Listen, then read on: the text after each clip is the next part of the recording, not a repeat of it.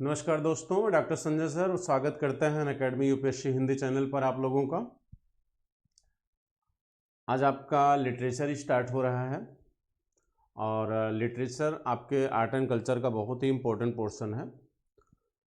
तो स्टार्टिंग तो हम चूँकि वैदिक लिटरेचर से ही करेंगे, चूँकि यहीं से आपका लिटरेचर का आरंभ होता है, यहीं से स्टार्ट होता है लिटरेचर। लेकिन ज़्यादातर क्वेश्चन मुझे लगता है कि मॉडर्न लिटरेचर से आएगा, तो उस पर ज़्यादा फोकस किया जाएगा। ठीक है, आपके मिडिल हिस्ट्री जो आपकी मिडिवल हिस्ट्री है, वहाँ भी लिटरेचर से बहुत सारे क्वेश्चन आते हैं। ठीक है, और इसके साथ साथ आपके इतिहास का एक फेज है पूर्व मध्यकाल। ठीक, वहाँ का लिटरेचर बहुत इंपॉर्टेंट है। लेकिन किसी भी चीज़ को हम जब तक स्टार्टिंग से कवर नहीं करेंगे तो समझने में थोड़ी सी प्रॉब्लम आएगी। इसीलिए हमारा ये प्रयास है कि कम से कम आपके लगभग 5 से 6 वीडियो पूरे लिटरेचर पे ही होंगे। ठीक है, ये एक ऐसा पोर्शन है आपके हिस्ट्री का जो मेंस और प्री के लिए दोनों के लिए बहुत इंपॉर्टेंट है। तो मैं सोच रहा हूँ कि सेक्शन वाइज आपका पूरा लिटरेचर जो है कवर करा दूँ। वो पूर्व मध्यकाल को भी हम कवर करेंगे अच्छे से। इसके बाद आपका सल्तनत और मुगल काल का लिटरेचर जो आपका इम्पोर्टेंट है उसको भी कवर किया जाए, और मॉडर्न हिस्ट्री का। ठीक है, तो चलिए हम शुरुआत करते हैं वेदों से ही। और यहाँ से शुरुआत करने का सिर्फ एक ही आशय है कि आपको अच्छी तरीके से और बेहतर तरीके से समझ में आए। ठीक है मित्रों, तो सभी लोग जुड़ जाइए, जितने भी लोग अभी नहीं आ सके हैं। चलिए फटाफट सब लोग जुड़िए, फटाफट सभी लोग जुड़ जाइए जो है। बहुत सही, बहुत सही। इसको कम से कम 50 करिए, कम से कम 50 तक पहुंचाइए आप लोग जो है। कम से कम 50 लोग लाइव आ जाइए। 29 हो चुके हैं और बहुत ही मजेदार टॉपिक है ये। मेरा पूरा प्रॉमिस है कि आप एकदम बोर नहीं होंगे, ये मेरा दावा है। ठीक है, और बहुत मजा आएगा। बस आप ज्यादा से ज्यादा लोगों को जोड़ने की कोशिश करिए। ठीक है, चलिए स्टार्ट करते हैं क्लास को स्टार्ट किया जाए। तो आज आपका जो टॉपिक है वो है वैदिक कालीन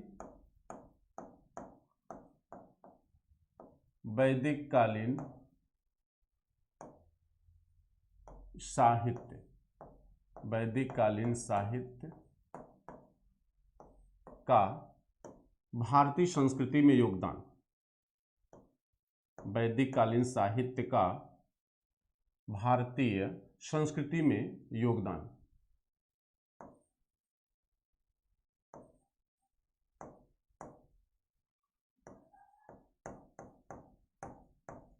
भारतीय संस्कृति में योगदान।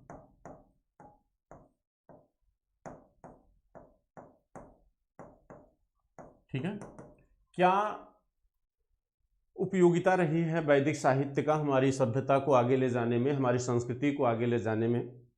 तो एक सिंपल सी भाषा में अगर आप इसके योगदान को जानना है तो आप आसानी से कह सकते हैं कि शायद अगर वैदिक लिटरेचर या वैदिक साहित्य न रहा होता तो वैदिक कालीन जो हमारी सांस्कृतिक मान्यताएं थी या इंडस वैली की जो मान्यताएं हमें वैदिक काल में दिखाई देती हैं, जिनका वर्तमान में भी हम अनुपालन करते हैं, शायद वो हमें प्राप्त न हो पाती। यानी वैदिक कालीन साहित्य जो है वो हमारी सांस्कृतिक मान्यताओं, परंपराओं और हमारी धरोहरों का क्या है, एक संरक्षण किया हुआ है। हमें अपने इतिहास को जानने का एक अवसर प्रदान करता है वैदिक साहित्य। ठीक, हमारी संस्कृति को जानने का एक अवसर प्रदान करता है। तो इस तरह से हम आपको सारे पॉइंट यहाँ पे डिस्कस करेंगे कि क्या योगदान रहा है लास्ट में इसके जो है। लेकिन सबसे पहले एक आपको परिचित करा दें वैदिक साहित्य से या साहित्य से। पहले हम साहित्य से शुरुआत करते हैं। वैदिक साहित्य तो साहित्य का क्या है, एक भाग है। ठीक, चलिए शुरू करते हैं। आपको जब मैंने स्रोत पढ़ाया था मित्रों, याद होगा जब स्रोत आपको हमने पढ़ाया था कि स्रोत कितने प्रकार के होते हैं, तो उस समय हमने बताया था कि स्रोत 3 प्रकार के होते हैं। इतिहास को जानने का स्रोत, तो स्रोत कितने प्रकार के होते हैं? 3। इतिहास को जानने का स्रोत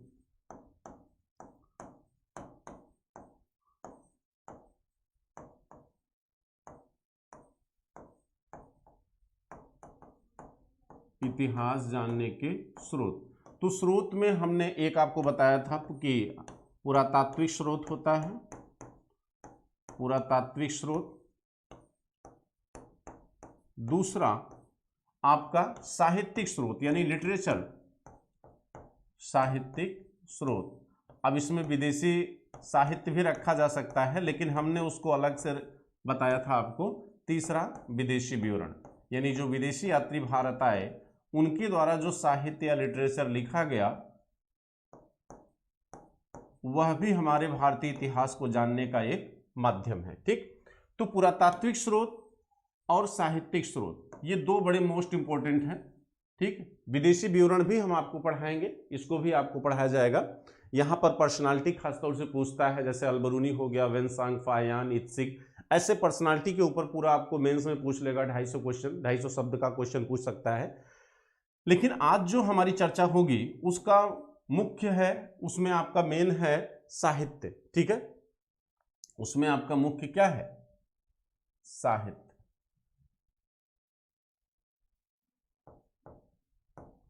मुख्य आपका साहित्यिक स्रोत है। ठीक है, तो चलिए पहले थोड़ा सा हम इसको डिवाइड कर लेते हैं।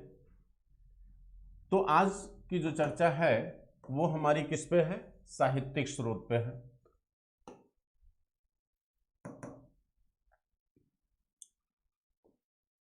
देखिए मित्रों, कहा जाता है कि साहित्य जो होता है वो कितने प्रकार का होता है? साहित्य मूलतः दो प्रकार का होता है। ठीक, साहित्य को कितने भागों में बांटा गया है? दो भागों में बांटा गया है।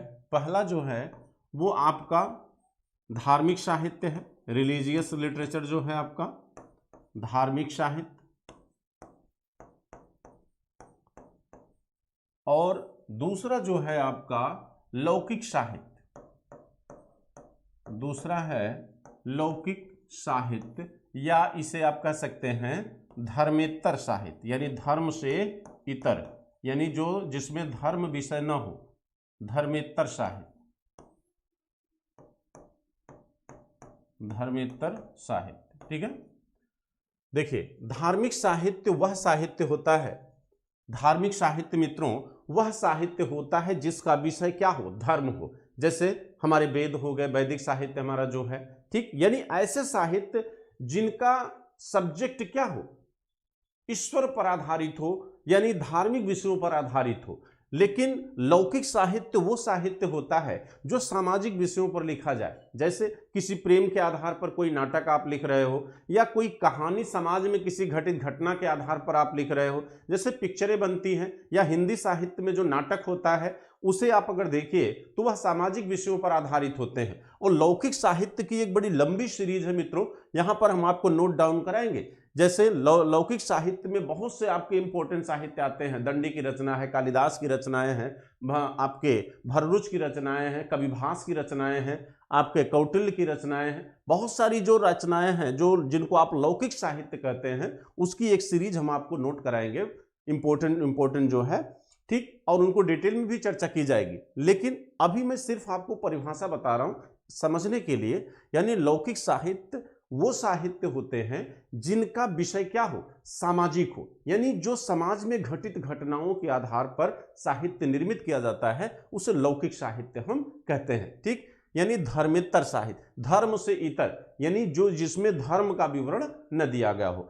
लेकिन यहां पर जो धार्मिक साहित्य है, तो धार्मिक साहित्य उसे कहा जाता है जिसका विषय क्या हो? धर्म हो। ठीक, तो कहने का तात्पर्य है कि ये जो विभाजन हुआ है, ये जो विभाजन हुआ है ये धर्म की मान्यता के आधार पर हुआ। ये जो विभाजन है वो किस आधार पर किया गया? यानी साहित्य जो बटा वो धर्म की मान्यता के आधार पर दो भागों में बांटा गया। ठीक, अब प्रश्न ये खड़ा हो जाता है कि धार्मिक साहित्य का जब हम डिटेल करते हैं तो धार्मिक साहित्य में आपका जो है, धार्मिक साहित्य में आपका वैदिक साहित्य भी आता है, वैदिक साहित्य, बौद्ध साहित्य, बौद्ध साहित्य और जैन साहित्य। अब यहां थोड़ा ध्यान से समझिएगा। जैसे हमने ऊपर कहा कि धर्म के आधार पर साहित्य को डिवाइड किया गया है, तो पहला जो वर्ग है वो धार्मिक साहित्य का है। धार्मिक साहित्य में वैदिक साहित्य, बौद्ध साहित्य, जैन साहित्य आते हैं। चूंकि जैन और बौद्ध को भी आप क्या कहते हैं, धर्म कहते हैं। ठीक, धर्म कहते ही नहीं कहते हैं। तो प्रश्न यहां ये खड़ा हो जाता है कि अगर यहां धर्म के आधार पर ये डिवीजन मान लिया जाए तो हमें, अगर मैं इस धर्म का संबंध जो है ईश्वर से मान लूं, अगर मैं इस धर्म का संबंध ईश्वर से मान लूं तो फिर जो है बौद्ध और जैन साहित्य जो है धर्म के कैटेगरी में नहीं आएंगे। इसलिए क्योंकि दोनों ईश्वर की सत्ता में विश्वास नहीं करते। ईश्वर की सत्ता में विश्वास न करने के बावजूद दोनों धर्म जो है, दोनों जो है धर्म के अंतर्गत आते हैं। बौद्ध को भी आप धर्म कहते हो, जैन को भी आप धर्म कहते हो। ठीक, और इनसे संबंधित जो लिटरेचर है उसे बौद्ध साहित्य या जैन साहित्य कहते हो। तो प्रश्न ये खड़ा हो जाता है कि इसका मतलब कि धर्म का संबंध ईश्वर से नहीं है। ठीक, धर्म का संबंध ईश्वर से नहीं है। लेकिन वर्तमान समाज में अगर हम देखें तो हमें जो समाज दिखाई दे रहा है, जो धर्म का व्यवहारिक रूप दिख रहा है, वो कहीं न कहीं ईश्वरी सत्ता से जुड़ा हुआ है। हम मंदिर जाना धर्म समझते हैं, हम पूजा करना धर्म समझते हैं, हम जो है मूर्ति अगरबत्ती जलाना या अपने कर्मकांडी क्रियाओं को करना धर्म समझते हैं। तो वास्तव में मित्रों ये गलत है। ये धर्म की वास्तविक व्याख्या नहीं है। ये धर्म का कर्मकांडी पक्ष है जिसके विरोध में बौद्ध और जैन धर्म का उदय हुआ था। अगर आप ध्यान से देखिए क्या वह व्यक्ति जो मंदिर नहीं जाता, क्या वह व्यक्ति जो मूर्ति की पूजा नहीं करता, क्या वो नास्तिक है? नहीं, नास्तिक नहीं है, आस्तिक वो भी है।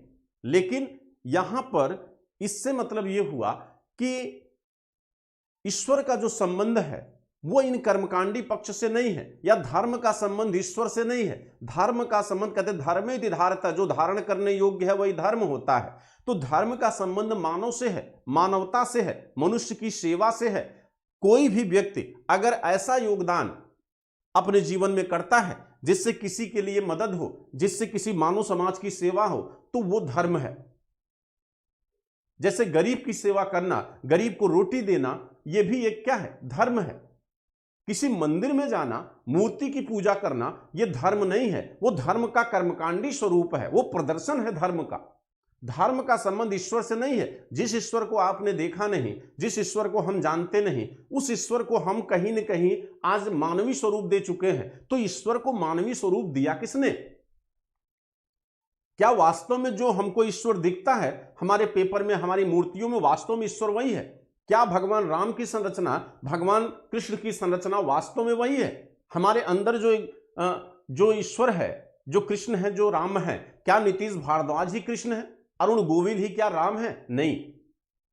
इस ईश्वर को मानवीय रूप इस मानव ने दिया है। तो मनुष्य ने ईश्वर को मानवीय रूप क्यों दिया, या जात की उत्पत्ति क्यों हुई, धर्म का वर्गीकरण क्यों हुआ, ये सारी चर्चा हम इस क्लास में करेंगे।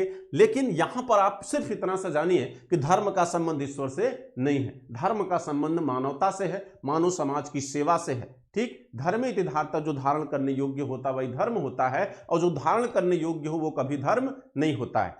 तो इसलिए हम बौद्ध और जैन साहित्य को भी धार्मिक साहित्य मानते हैं। ठीक, अब बात करते हैं कि कहा जाता है कि वैदिक साहित्य जो है, वैदिक साहित्य में अगर हम यहां पर देखें तो वैदिक साहित्य को हम ब्राह्मण साहित्य भी कहते हैं।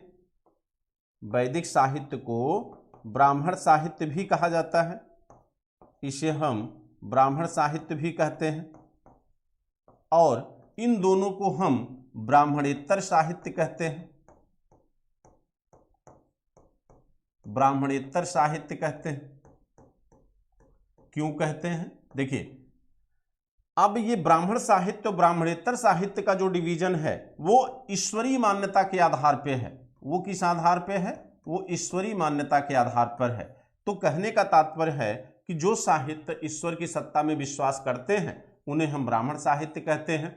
जो साहित्य ईश्वर की सत्ता में विश्वास नहीं करते हैं तो हम उन्हें ब्राह्मणेतर साहित्य कहते हैं। तो बौद्ध साहित्य और जैन साहित्य जो है वो आपके ब्राह्मणेतर साहित्य में आते हैं, और वैदिक साहित्य जो है वो ब्राह्मण साहित्य के अंतर्गत आता है। और इसी वैदिक साहित्य का हम अब आपको डिटेल करने चल रहे हैं कि कैसे वैदिक साहित्य से ही साहित्य का निर्माण प्रारंभ होता है, और विश्व के प्राचीनतम साहित्य में वैदिक साहित्य ही माना गया है। ठीक, तो यहां से वेद, ब्राह्मण ग्रंथ आरण्यक उपनिषद की संकल्पना शुरू होती है। तो हम अब डिटेल करेंगे किसका, वैदिक साहित्य का, और इसका क्रम आप देखिए कि किस क्रम में वैदिक साहित्य का डेवलपमेंट हुआ है, उसका एक ग्राफ हम आपके सामने बना दे रहे हैं। फिर कोशिश करेंगे कि आज की वीडियो में आपका कम से कम एक वेद जो है फिनिश हो जाए, समाप्त हो जाए। ठीक है, तो जो हम ग्राफ बनाए उस ग्राफ को आप बनाते चलिए, इसको एक बार ध्यान से देख लीजिए जो है। ठीक है, इसको अभी छोड़े रखिए, ये जो पोर्शन है आपका इसको भी छोड़े रखिए। अभी बौद्ध साहित्य भी आपका नहीं होगा, जैन साहित्य भी ये बाद में होगा। हमारी शुरुआत कहाँ से हो रही, वैदिक साहित्य या ब्राह्मण साहित्य से हो रही। तो चलिए वैदिक साहित्य या ब्राह्मण साहित्य का हम डिटेल करते हैं। ठीक है, ठीक, किसी की कोई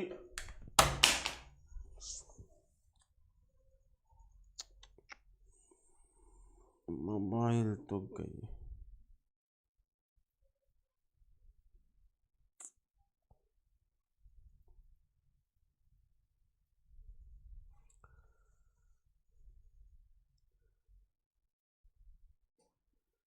ठीक है चलो छोड़ो, फूट गई, ऐसे रहने दो। चलिए ठीक है, अब देखिए ब्राह्मण साहित्य या इसको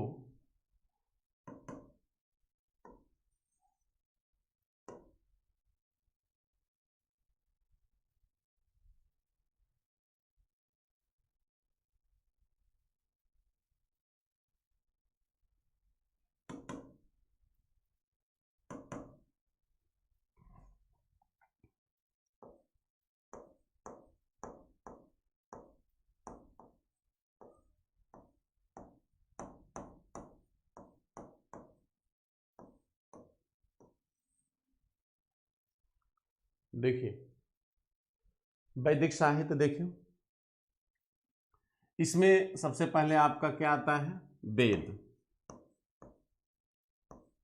सबसे पहले वेद आता है, वेद के बाद आपका ब्राह्मण ग्रंथ आते हैं। ब्राह्मण ग्रंथ गद्य साहित्य है। ठीक, ब्राह्मण ग्रंथ क्या है, गद्य साहित्य है।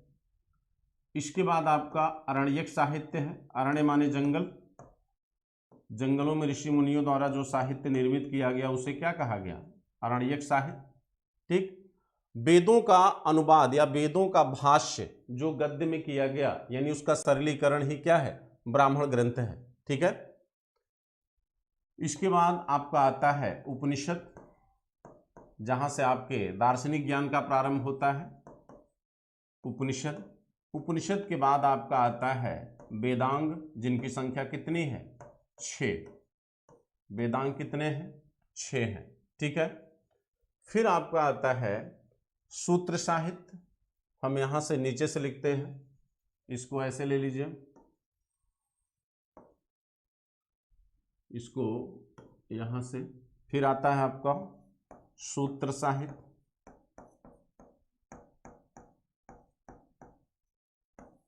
सूत्र साहित्य में आपके 4 हैं, गृह सूत्र, श्रौत सूत्र,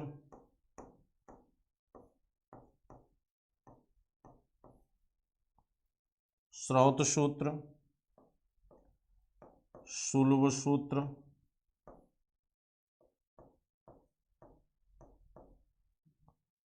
और धर्म सूत्र। ये 4 सूत्र साहित्य हैं। वेदांग भी 6 हैं। इसके बाद फिर आपका आता है महाकाव्य। महाकाव्य मित्रों 2 है, महाभारत और रामायण। महाभारत और रामायण। इसके बाद फिर आपका पुराण आता है। पुराणों की संख्या कितनी है, 18। ठीक, पुराणों की संख्या कितनी है, 18। ये सीक्वेंस आप याद रखिएगा। इसके बाद फिर स्मृति साहित्य आता है। इसके बाद फिर स्मृति साहित्य आता है। ठीक, मित्रों मोबाइल गिर गई, टूट गया है जो है, तो अभी जो है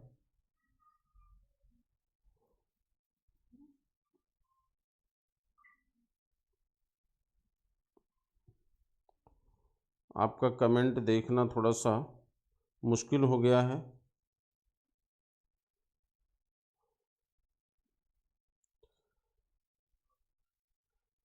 ठीक है, काम कर रहा है ठीक है। ये ग्राफ आप लोग बना लीजिए, ठीक है। हाँ, तो यहाँ से शुरुआत करेंगे हम, तब तक मैं आप लोगों की प्रॉब्लम देखते हैं।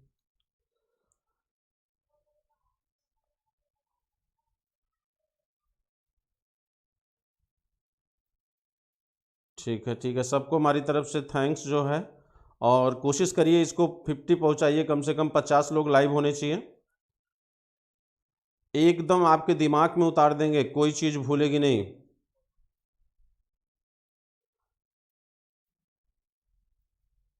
पूरा पूरा बहुत अच्छा, ठीक है। जो भी पूछना आप लोग कमेंट में जाके पूछ सकते हैं, कम से कम वीडियो में कुछ कमेंट कर दिया करिए जो है, जो आपकी इच्छाएं हो, ठीक है। चलिए अब हम यहां से स्टार्ट करते हैं वेद से।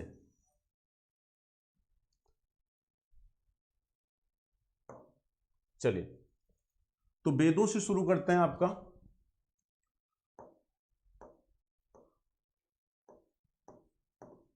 देखिए वेदों की संख्या कितनी है? 4। वेदों की संख्या कितनी है? 4। पहली बात तो ये कि वेद जो है विश्व के प्राचीनतम साहित्य माने गए हैं। पहले इनको बताने से पहले कुछ आपको और भी तथ्य बता दें, ठीक। इनका निर्माण स्थल क्या है? वेदों का निर्माण कहाँ हुआ? इनका निर्माण स्थल जो है वो सप्त सैंधव क्षेत्र माना जाता है। सप्त सैंधव क्षेत्र माना जाता है, क्योंकि आप जानते हैं कि वैदिक संस्कृति का उद्भव इसी क्षेत्र में हुआ था, सप्त सैंधव क्षेत्र में, ठीक। दूसरी चीज ये कि सामान्य रूप से अगर आपसे पूछा जाए कि वेदों की रचना कब हुई, तो आप कहते हो 1500 BC में, ठीक। लेकिन कुछ इतिहासकारों ने इसकी तिथि को अपने अकॉर्डिंग बताने की कोशिश किया। हो सकता है वो मिलाने के लिए प्री में आपसे पूछ ले कि किसने क्या डेट इसकी बताई है, ठीक। तो वेदों की तिथि,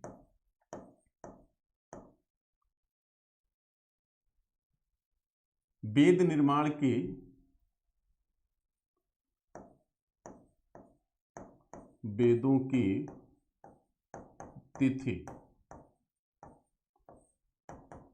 वेदों की तिथि किसने क्या तिथि बताई है, ठीक। जैसे कहा जाता मैक्स मूलर एक बहुत ही अच्छे इतिहासकार माने जाते हैं, ठीक। तो मैक्स मूलर ने कहा है कि 1200 BC से 1000 BC इन्होंने माना है। मैक्स मूलर के अनुसार जो है, अलग अलग लोगों के अनुसार इसको नोट करिएगा। मैक्स मूलर 1200 BC से 1000 BC, पहले आप इसको नोट कर लीजिए, फिर हम आपको बताएंगे कि कौन सी ऑथेंटिक तिथि आपको मानना है। फिर इसके बाद विंटरनित्ज ने क्या कहा? विंटरनित्ज, ये भी एक इतिहासकार हैं, विंटरनित्ज। इन्होंने जो है 2500 से 2000 BC इसकी डेट निर्धारित किया है। इनका मानना है कि ऋग्वेदों का निर्माण जो है 2500 BC से 2000 BC के बीच का है। फिर इसके बाद आपके आते हैं बाल गंगाधर तिलक ने माना है कि 4580 BC में ऋग्वेद का निर्माण हुआ, ठीक। इनका मानना है कि 4580 BC में ऋग्वेद का निर्माण हुआ है। जबकि जैकोबी का नाम अगर याद आया होगा, तो जैकोबी ने ही दक्षिण भारत से मानव के आने की संकल्पना को विकसित किया था। जैकोबी का मानना है कि 4320 BC में इसका निर्माण हुआ था। जैकोबी के अनुसार 4320 BC में ऋग्वेद की संरचना निर्मित हुई। लेकिन जो मान्य तिथि है वेदों की, वो मान्य तिथि है मित्रों 1500 BC, ठीक है, क्योंकि यहीं से वैदिक संस्कृति के प्रमाण दिखाई देने शुरू होते हैं, ठीक है। तो इस डेट को हमें ध्यान में रखना है लेकिन परीक्षा के पॉइंट ऑफ व्यू से ये डेटे भी आपकी इंपॉर्टेंट है, इसको भी आप जो है ध्यान में रखिएगा। ठीक, काम कर रहा है अभी, इसको छूइएगा मत। अब देखिए, अब हम बात करते हैं वेदों की। ठीक, कहा जाता है कि वेदों का उल्लेख कौटिल्य ने अपने अर्थशास्त्र में त्रिवेद के रूप में किया है, लेकिन जितने भी साहित्य हैं, चाहे वो पतंजलि का महाभाष्य हो, चाहे वो कौटिल्य का अर्थशास्त्र हो, सब में त्रिवेदों का ही उल्लेख है। त्रिवेद मतलब ऋग्वेद, सामवेद, यजुर्वेद। लेकिन आप ये जानते हैं कि एक चौथा वेद भी है जिसे आप क्या कहते हैं, अथर्ववेद। लेकिन बाद में एक पंचम वेद भी आया। पंचम वेद तो पूछा गया परीक्षा में कि पंचम वेद किसे कहते हैं, तो इतिहास और पुराण को पंचम वेद कहा गया है छांदोग्य उपनिषद में, और कहीं कहीं पुराणों को ही पंचम वेद माना गया है। लेकिन जिन वेदों को हम पढ़ते हैं उनकी संख्या मित्रों कितनी है, 4। उनकी संख्या कितनी है, 4। तो चलिए हम वेदों को स्टार्ट करते हैं कि वेद कितने हैं। वेद हैं आपके 4, ऋग्वेद, सामवेद, यजुर्वेद और अथर्ववेद।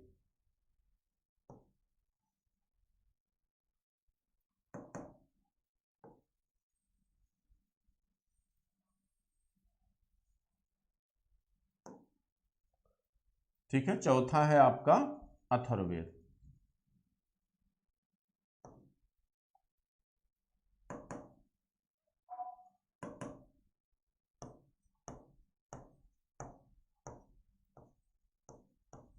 ठीक, पांचवा वेद आप जानते रहिए। पांचवा वेद है आपका इतिहास एवं पुराण को पंचम वेद कहा गया छांदोग्य उपनिषद में। देखिए, कहते हैं कि वेद जो हैं इन चारों को मिला दो, अगर ये 4 देखिए, कहते हैं कि चारों को मिलाकर इन चारों को एक साथ, सॉरी यहां से लीजिए, इन चारों को एक साथ हम क्या कहते हैं, संहिता। इन चारों को एक साथ क्या कहा गया है, संहिता कहा गया है। ठीक है, और इन तीनों को, ये जो 3 हैं, सॉरी ये जो 3 हैं, इन तीनों को हम त्रिवेद कहते हैं। इन तीनों को क्या कहते हैं, त्रिवेद कहते हैं। इन तीनों को हम वेद त्रयी कहते हैं। इन तीनों को हम श्रुति कहते हैं। इन तीनों को हम अपौरुषेय कहते हैं। क्यों कहते हैं, मैं बात आपको बता रहा हूं कि ये शब्द क्यों आए हैं। ये 4 शब्द हमने आपके सामने लिखा, त्रिवेद, वेद त्रयी, सॉरी देवत्रयी है, वेद त्रयी नहीं, इसको मैं डिलीट करता हूं, ये देवत्रयी है मित्रों, देवत्रयी। ठीक है, ये देवत्रयी है। 4 शब्द हमने आपके सामने लिखा है, त्रिवेद, देवत्रयी, श्रुति और अपौरुषेय। देखिए, तीनों वेदों को मिला के त्रिवेद कहा गया है, और ये कहा गया है आपके 2 साहित्यों में, कौटिल्य के अर्थशास्त्र में और पतंजलि के महाभाष्य में। पतंजलि के महाभाष्य, महाभाष्य एक व्याकरण ग्रंथ है, और आप जानते हैं कि पतंजलि जो है आपके पुष्यमित्र शुंग के दरबार में रहा करते थे। ठीक, और देवत्रयी क्यों कहा गया है वो अभी मैं बता रहा हूं। श्रुति क्यों कहा गया, पहले आप इसको जान लीजिए। श्रुति क्यों कहा गया है, भाई सीधी सी बात, हमारी सामाजिक संरचना का जो निर्माण है वो आपको स्टोन एज से दिखाई देना शुरू हो जाता है। इंडस वैली जैसी एक बृहद सामाजिक संरचना हमारे दिखाई देती है वैदिक काल से पहले। तो कहीं न कहीं जो सामाजिक परंपराएं, जो हमारे नैतिक नियम थे, जो हमारी सामाजिक मान्यताएं थी, जो निर्मित हो चुकी थी, वो सामाजिक मान्यताएं हमें वैदिक काल में कैसे दिखाई देती हैं। जैसे हमने कहा कि इंडस वैली की बहुत सारी ऐसी धार्मिक, आर्थिक और राजनैतिक सामाजिक मान्यताएं हमें वैदिक काल में दिखाई देती हैं। तो वो दिखने का आधार क्या है, दिखने का आधार यह है कि जो पिता ने सीखा होगा वह अपने बेटे को दिया होगा, तो बेटे को देने के लिए उसको मेमोराइज करना होगा ना, श्रुति करना होगा, उसको सुनना होगा। ठीक, तो कहते हैं श्रुति के माध्यम से, सुनने के माध्यम से जो सामाजिक और धार्मिक परंपराएं पीढ़ी दर पीढ़ी आगे बढ़ रही थी, लिपि का डेवलपमेंट होने के बाद उन्हीं सामाजिक और धार्मिक मान्यताओं को लिपिबद्ध कर दिया गया। क्या कर दिया गया? लिपिबद्ध कर दिया गया। इसीलिए हम वेदों को क्या कहते हैं? श्रुति कहते हैं। ठीक है। दूसरी चीज, त्रिवेद आपको बता दिया। अपौरुषेय क्यों कहते हैं और देवत्रयी क्यों कहते हैं, इसकी व्याख्या देख लीजिए। दो शब्द हम बता चुके हैं, अन्य दो शब्द क्यों आए उनके बारे में देखिए। कहा जाता है कि कहते हैं कि शतपथ ब्राह्मण एक ग्रंथ है। शतपथ ब्राह्मण साहित्य में आता है। शतपथ ब्राह्मण में वेदों की उत्पत्ति बताई गई है। शतपथ ब्राह्मण ग्रंथ में वेदों की उत्पत्ति के बारे में चर्चा की गई है। वेदों की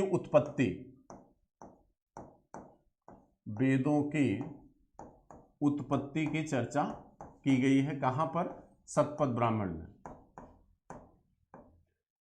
शतपथ ब्राह्मण ग्रंथ में वेदों की उत्पत्ति की चर्चा की गई मित्रों। ठीक। अब आप देखिए, कहते हैं यहां पर इस ग्रंथ में यह बताया गया है कि ऋग्वेद की उत्पत्ति अग्नि देवता से। ऋग्वेद की उत्पत्ति किस देवता से? अग्नि देवता से। और सामवेद की उत्पत्ति सूर्य से। सूर्य एक देवता है। और यजुर्वेद की उत्पत्ति वायु देवता से।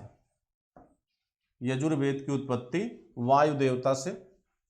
और अथर्ववेद की जो उत्पत्ति है वो नहीं बताई गई है, क्योंकि वो शब्द जो आया था किसके लिए आया था? इन तीनों वेदों के लिए आया था। यानी देवत्रयी अपौरुषेय किसके लिए आया? इन तीन वेदों के लिए।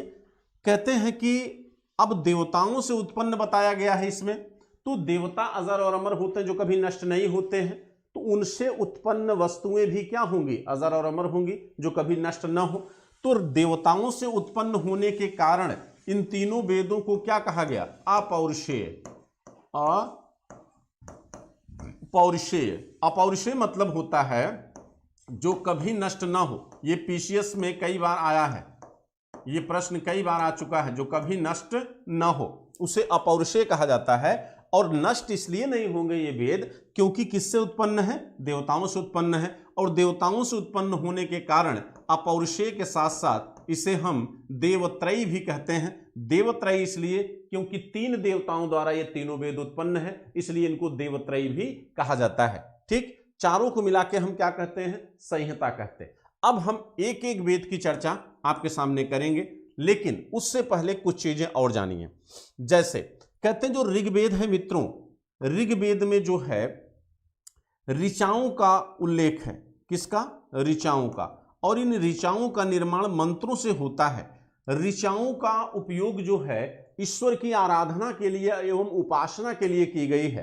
तो कहते हैं ऋचाओं में लिपिबद्ध होने के कारण, और ऋचाएं किसमें होती हैं? पद्य में। तो ऋचाओं से लिपिबद्ध होने के कारण इस ऋग्वेद को हम ऋक संहिता भी कहते हैं। इसे क्या कहते हैं? ऋक संहिता भी कहते हैं। ठीक। दूसरी चीज, यजुर्वेद में सामवेद का निर्माण जो है छंद से हुआ है। किससे हुआ है? छंदों से हुआ है। ठीक। छंदों को क्या कहा गया? छंद को ही साम कहा गया। और इस साम से जो है क्या बना है? सामवेद। यहां पर यजु आता है। यजु माने होता है गद्य। ठीक। और आप जानते हैं कि ऋग्वेद किसमें है? गद्य में है। गद्य और पद्य दोनों में है। और यजु से ही यजुर्वेद का निर्माण हुआ है। तो कहने का मतलब ऋग्वेद में ऋचाओं का, सामवेद में छंदों का, और यहां पर यजुर्वेद में गद्य का उल्लेख हमको दिखाई देता है। ठीक है।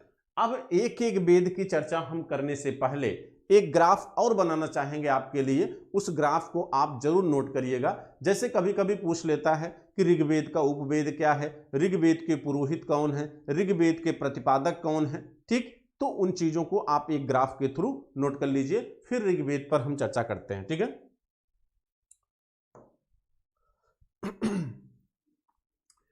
देखिए, पहले आप बनाएंगे वेद, वेद के बाद उपवेद,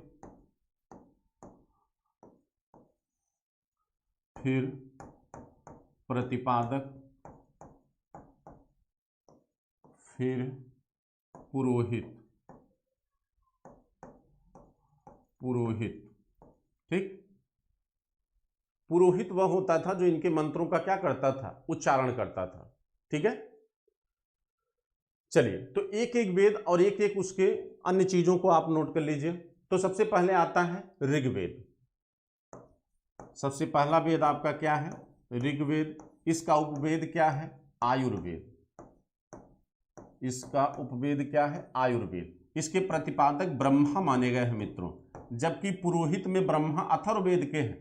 ठीक, और इसके पुरोहित कौन है, होत्र या होता। ठीक, संस्कृत में कहोगे तो होत्र, और आप हिंदी में बोलोगे तो इसी को होता लिखा जाता है। ठीक है, अब आते हैं सामवेद पे। सामवेद, सामवेद का उपवेद क्या है, गंधर्व वेद। इसे गंधर्व वेद कहते हैं। इसके प्रतिपादक कौन है, नारद। इसके पुरोहित कौन है, उद्गाता। इसके पुरोहित कौन है, उद्गाता। ठीक, फिर इसके बाद हम आते हैं यजुर्वेद पर।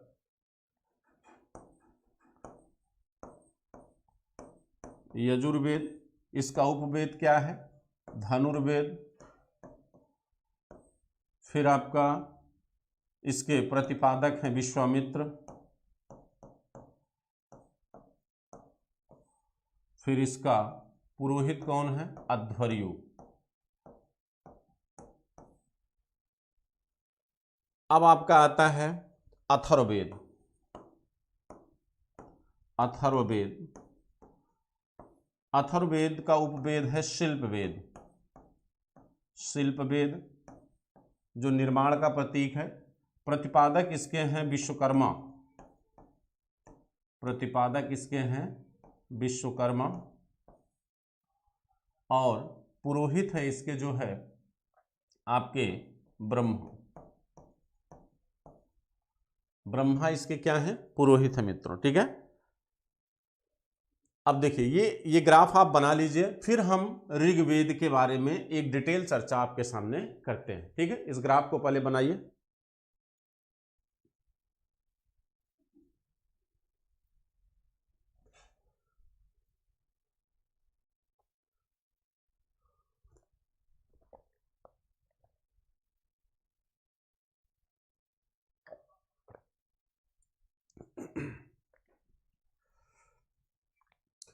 मोबाइल मित्रों टूट गई है हमारी, जो है अभी गिर गई आपके सामने ही, तो कमेंट आपका देख नहीं पा रहा हूं। आपका कोई भी क्वेश्चन हो, आप वीडियो एंड होने के बाद नीचे जाके कमेंट में आप जो है उसको कर दीजिए। ठीक है, ये निवेदन हमारा आपसे जो है, तो वहां से हम आपके क्वेश्चन का आंसर कर पाएंगे। ठीक, अभी नुकसान हो गया थोड़ा सा,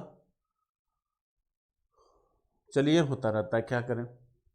अब इस लॉकडाउन में कैसे उसको बनवाएंगे, बड़ी समस्या तो यही है, कैसे बाहर जाएंगे। चलें आगे, चलिए।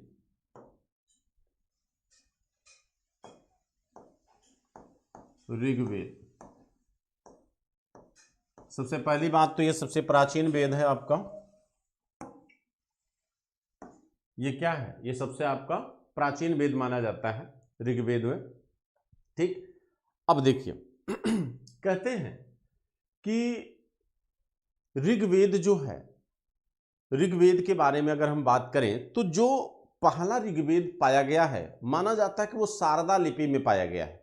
किस लिपि में, शारदा लिपि में पाया गया है। लेकिन शारदा लिपि का निर्माण भी संस्कृत से माना गया है, इसलिए आप ये मान के चलिए कि इसकी लिपि क्या है, लिपि इसकी संस्कृत है। लिपि क्या है इसकी, संस्कृत, सॉरी भाषा संस्कृत है, माफ करिएगा, भाषा संस्कृत है, और लिपि जो है वो माना गया है कि शारदा लिपि है। लिपि क्या है, शारदा लिपि है। ठीक है, कहते हैं कि सबसे पहले भाई वेद तो थे, लेकिन आपको हमने पढ़ाया है कि भारत में इतिहास का जो प्रारंभ है या अध्ययन का जो प्रारंभ है वो अंग्रेजों की देन है, और अंग्रेजों के द्वारा ही भारत में इतिहास के अध्ययन का क्या होता है, प्रारंभ होता है। लेकिन अंग्रेजों का जो सबसे अहम योगदान रहा वो ये रहा कि उनके द्वारा ही हम अपने इतिहास को जान पाए। इनके समय ही हमारे वैदिक साहित्य रहे हों, चाहे हमारे जो धार्मिक साहित्य रहे, उनका पुनरुत्थान प्रारंभ किया गया। तो उसमें ऋग्वेद का भी अध्ययन शुरू हुआ होगा, इसका भी लैंग्वेज कन्वर्जन हुआ होगा, भाषा परिवर्तन हुआ होगा, क्योंकि अंग्रेज भी भारतीय ऋग्वेद को जानने का प्रयास किए होंगे। तो ऐसा प्रयास सबसे पहले किसने किया? ऋग्वेद को जानने का सबसे पहला प्रयास किसके द्वारा किया गया? कहा जाता है कि सबसे पहला प्रयास 1838 में फ्रीडिश रोजन 1838 में सबसे पहले फ्रीडिश रोजन ने ऋग्वेद का लैटिन भाषा में अनुवाद प्रारंभ किया। लैटिन माने अंग्रेजी भाषा, लैटिन भाषा में अनुवाद प्रारंभ किया, लैटिन भाषा में अनुवाद प्रारंभ किया। लेकिन कहा जाता है दुर्भाग्य से यह अनुवाद पूरा होने से पहले ही इनकी क्या हो गई? मृत्यु हो गई। ठीक, इनकी क्या हो गई? डेथ हो गई। लेकिन जो इन्होंने कार्य किया था उसका संपादन किसने किया? मैक्स मूलर ने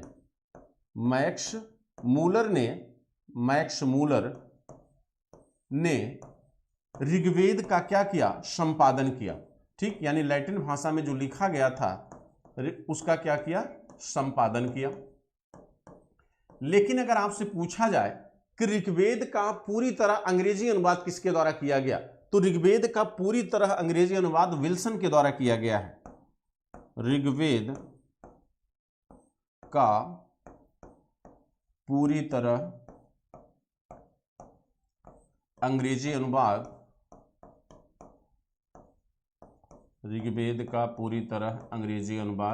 किसके द्वारा किया गया? विल्सन के द्वारा किया गया है। किसके द्वारा? विल्सन के द्वारा किया गया है।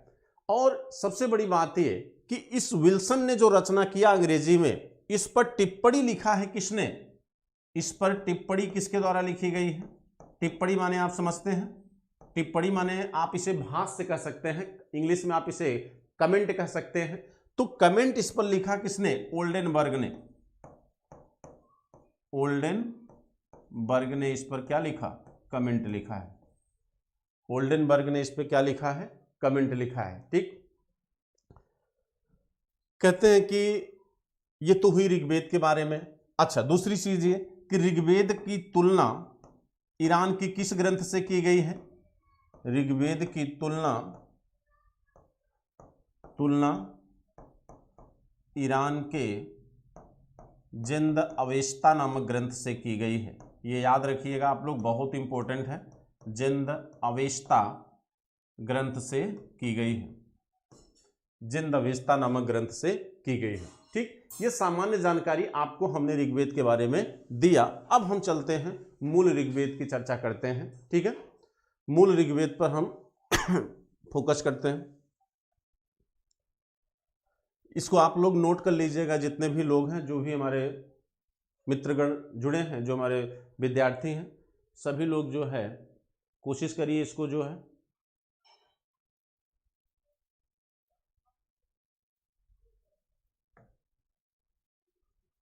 देखिए। अब इसके बाद जो है आपके ऋग्वेद की शुरुआत होती है।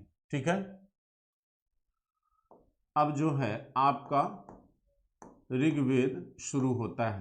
ठीक, लेकिन टाइम मित्रों कम है और ऋग्वेद एक बड़ा कॉन्सेप्ट है, इसमें पूरा लगभग 1 घंटा लग जाएगा आपको पूरा ऋग्वेद पढ़ने में। ठीक, और दूसरा थोड़ी सी प्रॉब्लम हो गई मोबाइल को लेके हमारी, तो थोड़ा सा कंसंट्रेशन भी लूज हो रहा है, तो इसको ऐसा करते हैं, यहाँ तक रहने देते हैं। ठीक, कल की जो 8 बजे की क्लास होगी मॉर्निंग की, जितने भी लोग अभी लाइव हैं सभी सुन लीजिए। 8 बजे की जो मॉर्निंग क्लास होगी उसमें हम पूरे ऋग्वेद की डिटेल चर्चा करेंगे, सभी मंडलों की चर्चा करेंगे, जितने अष्टक हैं, जितने मंत्र हैं, जितने सूक्त हैं, सबकी एक विस्तार से चर्चा की जाएगी। ठीक है, और कोशिश होगी कि इसके बाद 1-2 आपके और हो जाए। ठीक, तो आज को यहीं पर इसको रोकते हैं। वैसे कोशिश थी कि ऋग्वेद कम से कम फिनिश कर देंगे, लेकिन नहीं हो पाएगा, लंबा क्लास हो जाएगा। ठीक, तो आज यहाँ पर रोकते हैं और कल की क्लास को हम कंटिन्यू करते हैं। ठीक है, कल यहाँ से स्टार्ट करेंगे। ठीक है मित्रों, थैंक यू, धन्यवाद।